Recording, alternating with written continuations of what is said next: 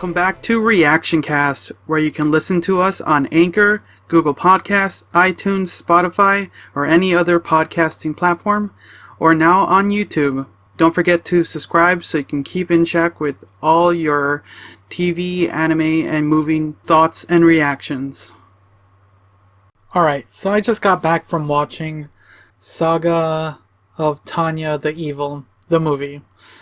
So before I get started about talking about the film, I want to just do a little rant. So the way I watched this film, one of the Regal cinemas near me was doing a Fathom events in collaboration with Crunchyroll for their movie night. So I was able to catch a screening, a one-day screening of the Saga of Tanya the movie. I get to the movie, just normal, saw everything, but we're there. Like a reasonably good crowd of people, and it's we're all waiting, and time goes by. We had a 7:30 showing, and we were just waiting. 15 minutes go by, like, oh, okay, maybe just some issues. Nothing. We all start joking about it and stuff like that. Then half an hour goes by. We had a very kind member of the audience was nice enough to get up and go get some service from one of the staff of the cinema, and they said they'll get to it. Like, okay, we're there all chatting. I get to talk to a few people there and learn a little bit about them, because we're all at that point, a little bit frustrated. It's been half an hour. We're still waiting for our movie. 45 minutes go by and we're still waiting. Nothing. We're joking like, oh, is that a flicker or anything? Nothing. So that kind person gets up one more time, to go ask again, hey, we've been waiting for over half an hour. It's now 45 minutes at this point, and we are just waiting for the movie. And at that point, when he comes back, he gets just like, yeah, we'll get to it, and a shrug from an employee, and that is sad to hear, Like, this is I reasonably go to these Fathom events and to Regal to enjoy these like one-time showings or like limited showing of things, and I've only had including this one, I've only had two showings that have had this issue, but this far most has been the worst experience as far as the service, because the movie didn't actually start playing until like an hour after us waiting, so not until like 8:30. Even then, we still had to watch through all the pre-credits. I know they're responsible for showing some things, but we had to sit through half an hour of just like the little fun what was it? The fun fact stuff. It's enjoyable when you're waiting to watch the movie, but when you've been waiting for over an hour, that is so, God, it's so ridiculous. And we were all just, at that point, we were joking, but and then staff was trying to figure it out. I was like all the way in the back, so we and some other people that were sitting in the back of the back, we could overhear the staffers trying to figure things out to try to move everything, and it was, oh God, it was disappointing. Like, it was just sad, and honestly, yeah, and we didn't get no apologies from any of the staffers. Normally, like, I've had a technical issue before, and we actually had the manager at one of the other Regal Cinema, a different location. They were like kind enough to just say, we do apologize. They actually had an employee, the manager at that time, come up and tell everyone, we apologize and everything. You show that level of respect, and that's okay, cool. But we had nothing from anything. We just like, okay, here's the movie. Then we just watched the pre-trailers that they're required to show, and then yeah, that's just my little rant of the frustration I had with this showing. So let's get into the movie. Was that hour-long wait worth the movie in this 4-minute rant worth the listen?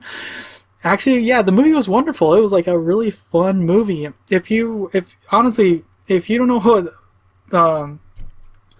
what Saga of Tanya the Evil is, I'll give you a quick synapse of what it is. If you're listening to this, you have an idea, but I'll just give a quick synapse. It's the original story, like the actual anime in the series that came with it, is about this salaryman who is like killed, turning to a little girl and sent to another world. No duh. And by a god. And then he's kind of fucked over because he's kind of, it's like around World War One settings, and it's like an alternate Earth, and it's really interesting. But he's like, he turns into a little girl, he has to survive, and he still has some of for the most part, he still has that intelligence of what his past selves, but he's this little girl, and now he has to try to survive. And this is our main character, Tanya, and with some skills and knowledge that he has, I'm gonna just go with her. She rises through the ranks in the military because that's their best option at this point as far as of civilized life, well, like a good life for the most part. And then she kind of gets tricked into the front lines, and that's basically where we catch up with her in the movie. So she's fighting. I forget what she's fighting in the beginning, but it's the show. It's like wonderful to watch it because the show. What the great things about the show is. The three things. One, they show a lot of they have wonderful fight scenes, like the dog fighting, since they're all magicians that fly in the air and kill things. All the dog fights are fantastic. It was wonderful. The second thing about the show and what this movie also does is all the military tactics they do, that they show this stuff. It's boring for some people, for me it's really enjoyable when they're talking military. So it does that great in this show too. Thirdly would be the characters. We get to see Tanya and her battalion, and it's just enjoyable to watch them. It's like this movie is just a really long episode. Like it's just great.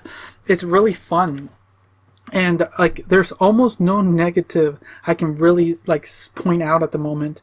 But I'll get to it a little bit in like spoilers. Well, this movie's been out for a while, and if you haven't seen it in cinema, or haven't found it other ways, yeah. But for the most part, the story kind of tells they're fighting the commies, the Russians of this universe. But they're not called Russians; they're called the Federations. They at this point in this story, since the First World War, they don't know that, but the First World War is starting to start the uprising, because instead of the United States, they have the Unified States Armed. I don't know. It's the U.S. It's funny. The Unified States. And I like how they do it because they still say the U.S. and stuff like that. It's really fun. I like that. But what's interesting about the story is that it's a continuation of the show, because in the show there was this one character, one guy who is a father and tries to fight her off. But at the end of that show, she kills him, and it leaves his wife and daughter, and his daughter at the end of the finale ends up joining the military, because that's kind of the antagonist of this show, or her antagonist. It's like not the main antagonist, but it is interesting because they do show her in this thing. So she's joined the Unified States Army, and they're probably like these multicultural. They do a lot of interesting things, and I like that. There's a lot of subtle things like at that time, but with some alternate changes. It's really interesting, and I enjoyed that because it's false history in a sense.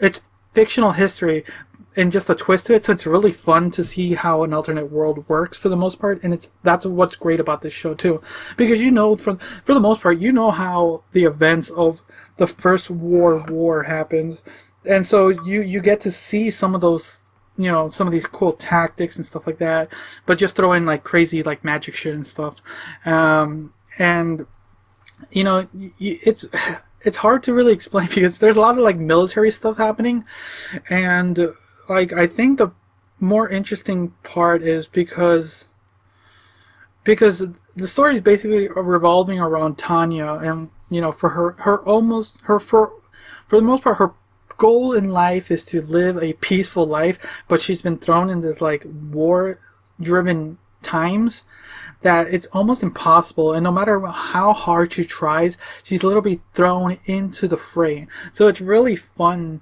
to just see what she tries to do, because no matter what, she herself even states in the movie that she hates killing because it's a waste of human resources. That kind of is this character. And in a sense, yeah, you're just losing people and killing them off, and you just see all this, like, oh my god, it's crazy.